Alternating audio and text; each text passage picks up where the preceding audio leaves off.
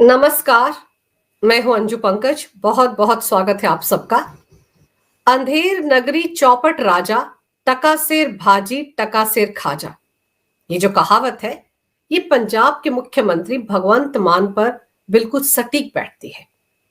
अब पंजाब को अंधेर नगरी तो कहा जाएगा, और क्या कहा जाएगा, जहां पर 20 महीने से एक मंत्री एक ऐसे विभाग को संभाल रहा था जो सिर्फ कागजों पर था, जिसका कहीं कोई अस्तित्व ही नहीं था, जिसका ना कोई ऑफिस था, ना वहां पर कर्मचारी थे, ना अधिकारी थे, ना वहां पर कोई बैठक होती थी, ना वहां से कोई फाइल दाएं बाएं जाती थी, लेकिन फिर भी कागजों पर वो विभाग चल रहा था।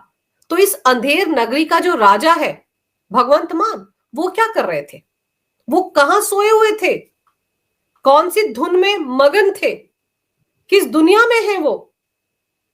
पंजाब जैसे सेंसिटिव राज्य में, जिसकी सीमा पाकिस्तान से लगती है, जो सिक्योरिटी के लिहाज से बहुत सेंसिटिव राज्य है, वहां का मुख्यमंत्री क्या कुंभकर्ण की नींद सो रहा था पिछले 20 महीने से?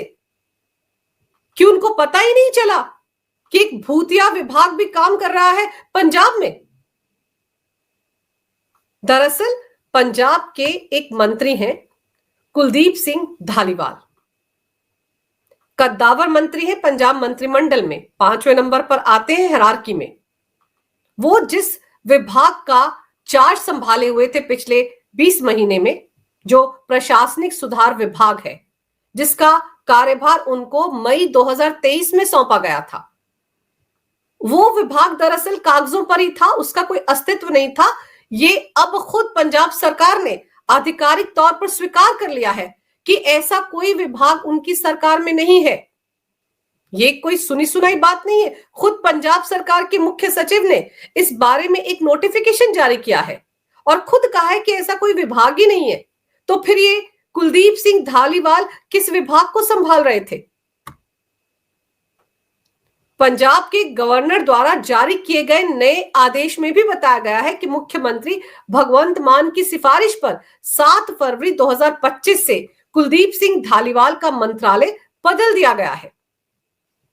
इससे पहले उन्हें कृषि और किसान कल्याण विभाग भी सौंपा गया था, लेकिन मई 2023 में भगवंत मान कैबिनेट में बड़े पैमाने पर फेरबदल किया गया था, जिसमें 4 मंत्रियों को हटाया गया था, 5 नए चेहरों को मंत्रिमंडल में शामिल किया गया था। तब कुलदीप सिंह धालीवाल को एनआरआई मामलों के साथ साथ प्रशासनिक सुधार विभाग सौंपा गया था, जो अब फाइलों में कहीं ढूंढे नहीं मिल रहा है। तो सवाल तो यह है कि जब विभागों का बंटवारा किया गया होगा, जब कुलदीप सिंह धालीवाल के पोर्टफोलियो में एक और मंत्रालय जोड़ा गया होगा, तब तो ये कहीं ना कहीं होगा, या खाली पीली किसी ने ऐसे कागजों पर ये विभाग बना दिया और भगवंत मान को पता तक नहीं चला। और मजेदार तो यह है कि ये कुलदीप सिंह धालीवाल जो 20 महीने से इस विभाग को संभाल रहे थे, उनको इस बारे में पता क्यों नहीं चला?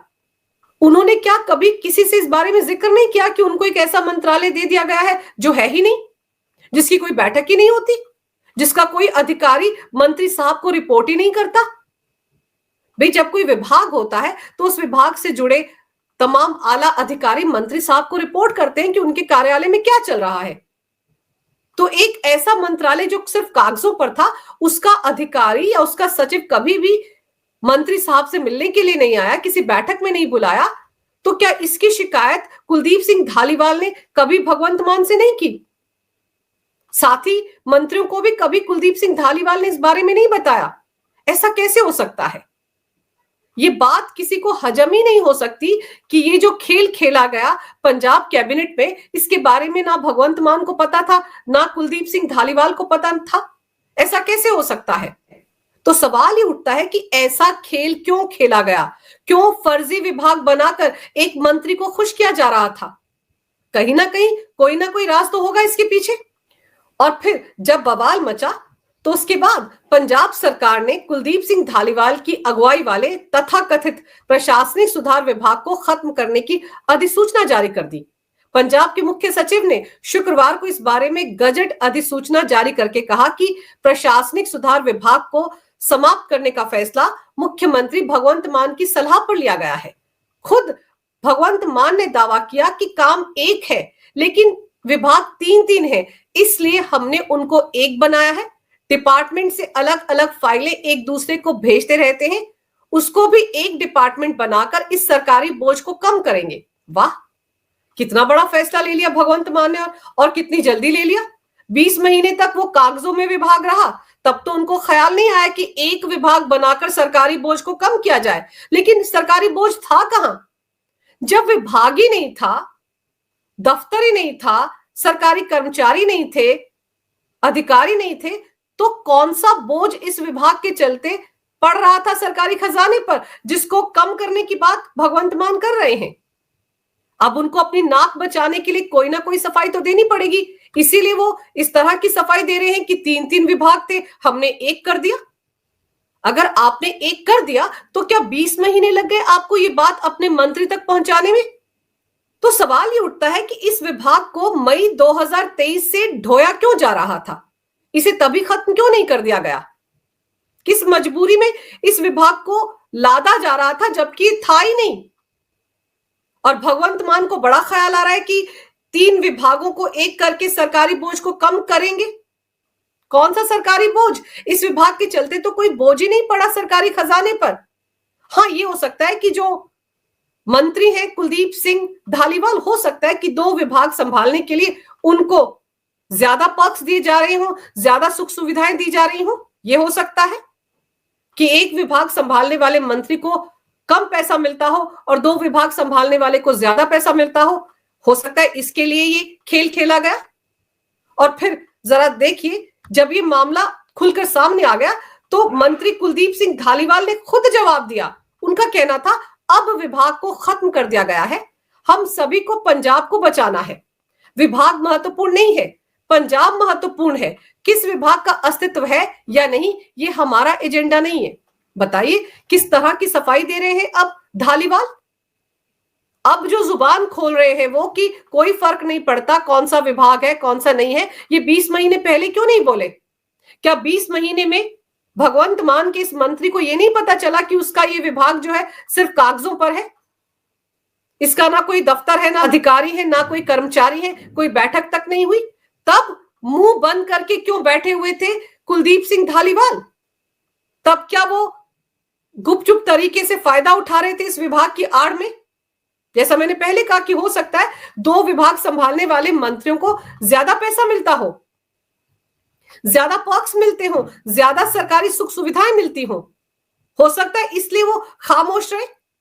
और ये कौन सी बात हुई कि किस विभाग का अस्तित्व है या नहीं ये हमारा एजेंडा नहीं है?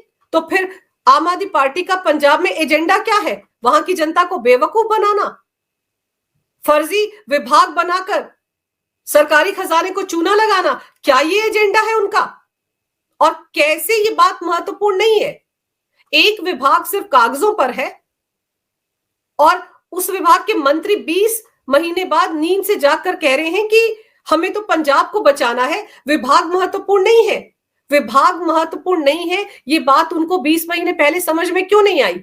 जब उनको इस विभाग का कार्यभार सौंपा गया था तो क्या उनकी जिम्मेदारी नहीं बनती थी कि वो जाकर देखें कि ये विभाग है कहां? क्या उन्होंने अपने पीए से कहा कि पता करो यहां इस विभाग के कोई भी अधिकारी या कर्मचारी मुझसे मिलने नहीं आए? कोई बैठक नहीं की उन लोगों ने?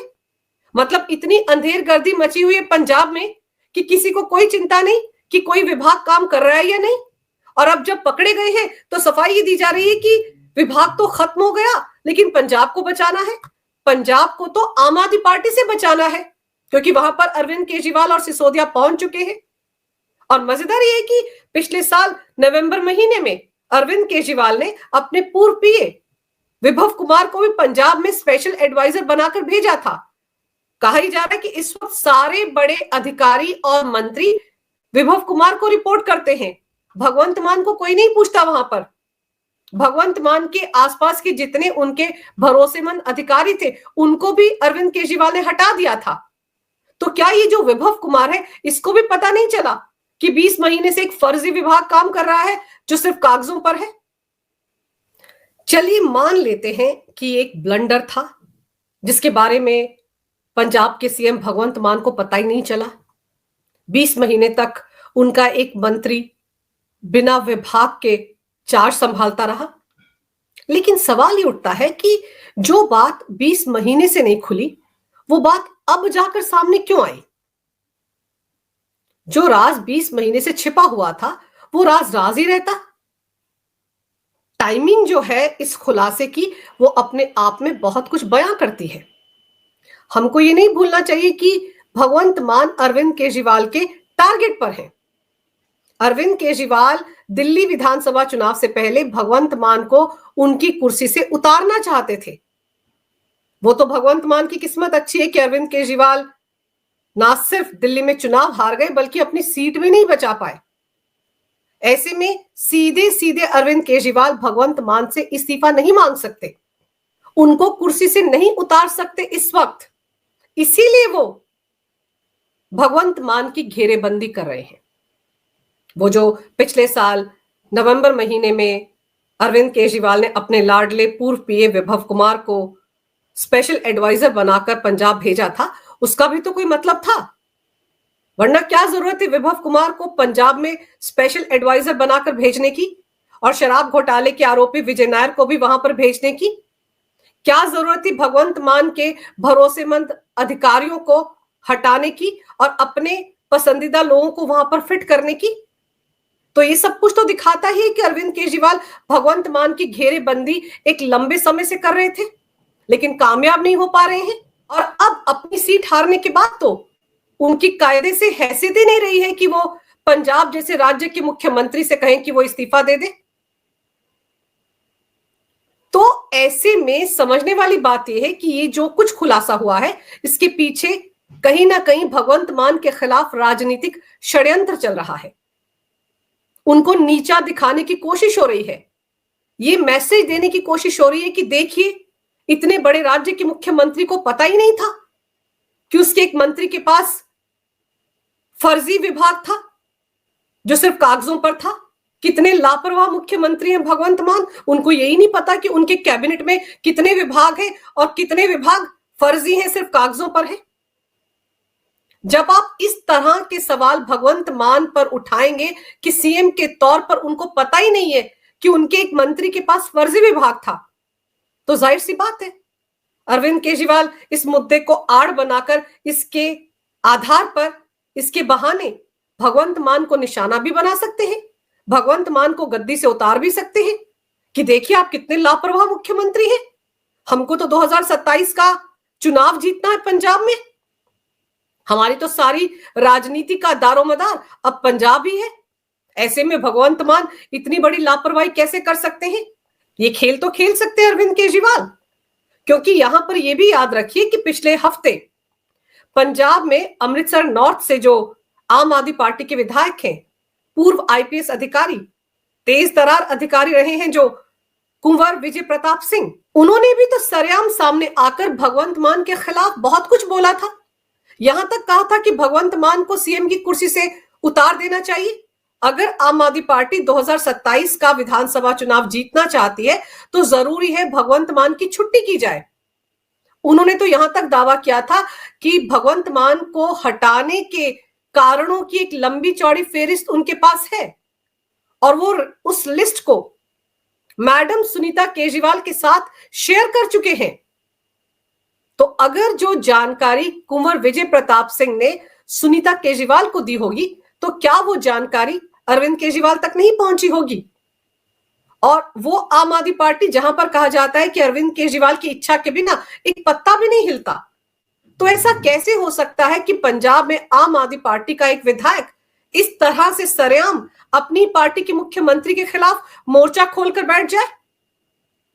क्या अरविंद केजरीवाल के आशीर्वाद के बिना कुंवर विजय प्रताप सिंह इस तरह से भगवंत मान पर आरोप लगा सकते हैं? और अगर वो पार्टी लाइन से अलग जाकर भगवंत मान को टारगेट कर रहे हैं, तब अरविंद केजरीवाल किस बात का इंतजार कर रहे हैं?